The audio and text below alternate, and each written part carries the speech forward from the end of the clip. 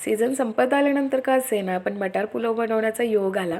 तर पहिला 4 वाटी तांदूळ 1 वाटी वाटाणा चांगला धुवून तो मॅरिनेशन आलं लसणाची पेस्ट आणि बिर्याणी मसाला लावून करून घे। नंतर कुकर तापल्यावर त्यामध्ये जिरे मोहरी कांदा टोमॅटो आणि बिर्याणी मसाला घालून छान परतून घेते आणि मग त्यामध्ये घालते हे हिरवं वाटण जे तीळ खोबरं आणि कोथिंबीर याचं आहे। त्यानंतर त्यामध्ये तांदूळ आणि वाटाणे चांगले भाजून घेतले की 4 वाटी तांदळाला 8 वाट्या पाणी घालून मीठ घालून कुकरचं झाकण लावून 1 शिट्टी काढून घ्यायची।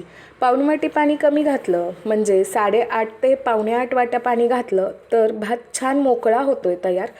यामध्ये मी जी खोबरं तीळ कोथिंबीर याची पेस्ट ॲड केली होती त्यामुळे वेगळ्या पद्धतीचा हा मटार पुलाव तयार होतोय। रेसिपी कशी वाटली ते कमेंट करून नक्की कळवा। चॅनलवर नवीन असाल तर सबस्क्राईब करा, लाईक करा, शेअर करा। Thank you, thanks for watching.